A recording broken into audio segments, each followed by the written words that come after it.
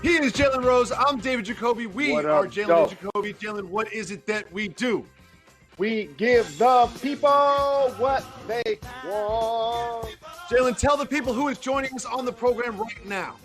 We have a legend joining the show today, Mr. Chuck D of Public Enemy, bars, activist, artist, social, politically conscious, has been the pulse of the culture for decades. It is our honor to have you on the show, legend. And since it's been approximately 30 days since the unfortunate death, murder of George Floyd by the need of law enforcement, what do you feel like needs to be done in the pursuit of social and political change in our country? Well, first of all, thanks for inviting me to the Jay and Jack show. I catch you guys on the other side of the television. It's different being a participant, so it's a tripping me out for a minute. But yeah, it's a reachable and a teachable moment to tell us that young energy should be encouraged to do leadership. And this should be a country that should be able to encourage young energy into leadership at a younger age instead of the game where you got, people look at it, a bunch of 70 and 80-year-old octa and septuagenarians running for the leadership of the nation. So I did think that in this teachable moment, it's about letting younger people know, and young adults know that when they do the schooling or whenever they do the training in high school or college or whatever they do in their trades or whatever, be encouraged to do that and go into leadership between 40 and 60 and then act upon their local areas. And that's where that immediate change got to happen instead of falling for the beauty pageant of the presidential election, which I think, of course, needs full attention. But then you have older people in the country that could focus on that, as well as looking into, making these changes while they were living in their local area. So I think out of this moment, since the murder of George Floyd, it made you look at the area of policing not being that one track street. Now, it needs reform. And what does reform mean? Reform is to make sure you and your local have the authority as citizens to have them come in and to police the area other than policing your own property, and they look at you as being kind of like outsiders anyway as they're policing it. And the fact of the matter is that you deal with people. Policing means dealing with people, not handling people. You handle animals and things. So it's a long way before we get to that road of what should we do. But younger energy has the collective. When it's collective, it has the ability to have immediate change happen, especially local, in front of people's faces.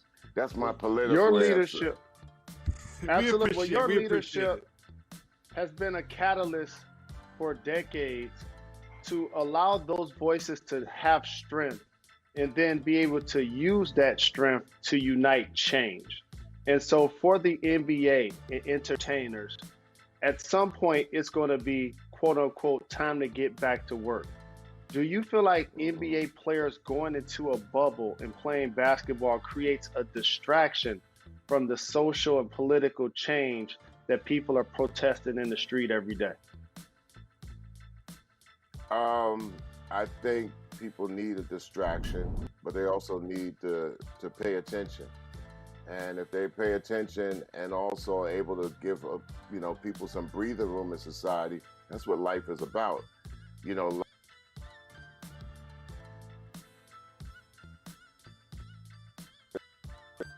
Put it into work first, and you're all over the place. So it's a welcome distraction. I think the difference is in athletics and entertainment, you have mentors directly guiding athletes into how to gel into society.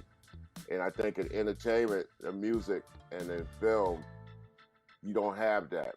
And I think, the ability of coaches and agents, general managers who have the concern about, I guess the athlete especially when they tell them they better pay attention to society. It's one thing, but in entertainment, I think they pull the game to try to make extend teenage years to 35. And I'm thinking, anytime you do that, man, you have a problem, man. It's like you're 25 years old, you should be encouraged. Like, yeah, you have a great time, but you are a leader, and whenever you don't have that, you have a lot of people looking at 70 and 80-year-olds to run the country, and that's crazy, man. I believe in a mandatory retirement age, and serious administration is 65, man, and then it's a wrap. But if you don't adhere people in their 40s to their 60s, that they're leaders too, not only leaders of their locale, but on a bigger scope, then you're going to have these problems, man. You're going to have a problem when somebody feels that they can't have jurisdiction over their locale. So I think of the athletes, they have older people around them all the time that's telling them about the life and the game, and it behooves them to listen to them. And so I think they're a step ahead to where a lot of entertainers are. Now entertainers are listening directly to a lot of people that they know in the streets, that know that they're in a case of emergency and urgency. And people like Steven Jackson and Bun B, you know, those two guys who grew up in Port Arthur, Texas, and they directly answer to this.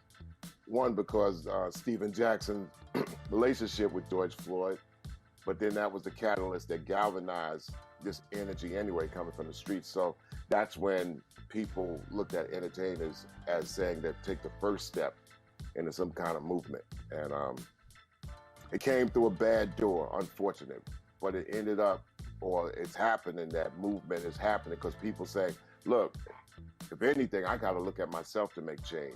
And that's where that young energy is prevalent. Well, you mentioned sort of younger NBA athletes listening to older people, and what advice would you give them? Like, if they're going into this bubble and they don't want them playing the game to distract society from the fight against social injustice, what direct advice would you give these NBA players on how they can use this bubble, this platform, to advance the fight against social injustice? Organizations are always good. Collectives are great. And there's always an organization or collective full of aging people trying to find young energy, and everything ain't gonna be popular. You know, you don't need pop stars to run, you know, your neighborhood. You know, you got administrators that train for that. And yeah, it could be looked upon as being boring and not exciting, but you know, not everybody is cut out to be exciting or entertaining, an athlete, you know, whatever, and out or right. So you gotta pay attention to those details that make us, you know, live out every day. Give them more props. There's people that's in the community every day doing that ugly work, and they rolling up those sleeves. So commending them, and also knowing that that's a path for anybody to take if they put in the work, is a good thing. One of the things I think that has been a catalyst for white kids carrying Black Lives Matter signs and appreciating and respecting Black lives, I think a couple were rap music and entertainment. And now that I believe those things have gone mainstream, it's given a level of appreciation to that generation that you talked about that wants to see change. But there's always been a word that's kind of been, I guess, divisive on all sides. What do you think about the use of the N-word in pop culture? Well, I did a song called STD, and I think you said similar. It's a word that's been passed back from slavery. It's a slavery transmitted disease. And you can't get rid of a word, but you should understand its context. And that's what we try to tell people that use word. Text of the word, of the N-word, has magnitude that you can't take lightly. It is such a word, but if you just can't throw it around frivolously. So that's something, and people should be watchful when they use the word. It's nitroglycerin when you really look into it. Nitroglycerin has its purposes, but also can blow you up at the same time. So that's what the N-word is. And in this state of time right now, it is a lot of people, even young people right now, are starting to look at it as being inappropriate. Although, in context, the treatment of Black people as such is going right back into the use of the word in a appropriate manner. That's a really good point, Chuck. I want to thank you so much for joining us on the television segment.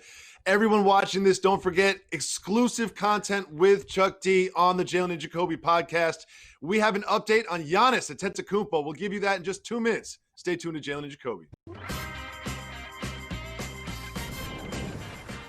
Welcome back to Jalen and Jacoby. We want to thank Chuck D for coming through. You can get exclusive content with Chuck D on our podcast. Jalen, the Bubba Wallace noose saga continues.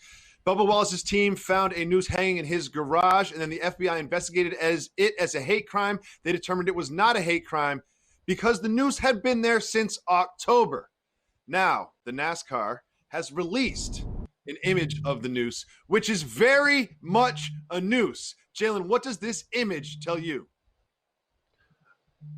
I don't know why they don't consider it a crime, but either way, it's still hate. And yes, it probably wasn't there specifically for Bubba Wallace because allegedly we didn't know what garage he was going to be in, but it doesn't make it better that it's been there for a year. But then they try to spin it as, oh, this is just how they tied the knot as they pulled down the garage. And so clearly other people have seen it over that period of time, and it doesn't make it even better that it was 2019 or 1959 for anybody to have to show up to work and see a noose readily available. I think the FBI is right. This was not specifically a hate crime against Bubba Wallace. I think it's actually worse. I think this is a hate crime against all Black people that has been seen over and over again by people since October 2019. And it took this long for someone to speak up and say something. I've seen a lot of ropes used to pull down garage doors. You've seen the tennis ball on the end of them. Sometimes there's a knot at the end of them. I have never, ever, ever seen a noose. And for someone to take the time to tie this noose and fix it to that garage in that place is a hate crime and is an act of bigotry and racism. There's no other way to it. Jalen, moving on to the NBA, they're going to return to play in Orlando, and Coach Bud of the Bucks said that Giannis is 100% healthy, and that's going to give them a huge advantage. Are they your favorites to come out of the East? I don't want to pick against Giannis, my MVP from this year, because he showed me that he could do outstanding things these last couple of years, leading the Bucks to a #1 seed. But in the shotgun scenario, in a bubble in Orlando, I'm going with the squad in the East that has at least 4 players that could get me 20 points constantly if they needed to. And that's the Boston Celtics with Jason Tatum, Jaylen Brown, Kemba Walker, and Gordon Hayward. I just think as offenses break down, the game is going to be a lot more sloppy. It's going to be less passing. It's going to be a lot more guys just trying to get their shots off the dribble. And I think the Boston Celtics have a myriad of guys that can not only defend but get their own shots. And that's going to give them an advantage in the East, in particular against the Bucks. Interesting. Well, Jalen, today is the day that we finally learned it was Vince Carter's last year. He will not return to the NBA. We will celebrate the career of Vince Carter in just 2 minutes. Stick around. Welcome back to Jalen and Jacoby. Jalen, we all kind of knew it, but now we officially know it. Vince Carter has announced his retirement. What are some of your favorite memories from Vince's career? A terrific athlete that was more than a dunker, Jacoby. Could jump off of 1 foot, could jump off of 2 feet. Think about it. Michael Jordan could do both. Not many people could do both. Backwards dunks, 360 dunks, arm hanging in the rim dunks between the legs. And how about 1998 Market Square Arena? He drives the left wing past Chris Mullin, double pumps backwards over Rick Smith's the Dunkin' Dutchman. I remember going into the locker room at halftime like, that guy gonna be something special. Congratulations, Sergeant Vincent Lamont Carter. Congratulations, Vince Carter. I want to thank Chuck D for coming through. And I want to remind you to listen to our podcast where we always have exclusive content. We'll be back on Monday on ESPN. at 4 p.m. A Dan rope a Levitard dope and to Highly Crunched evil, People is from next. righteous bobbing and weaving so that the good get even.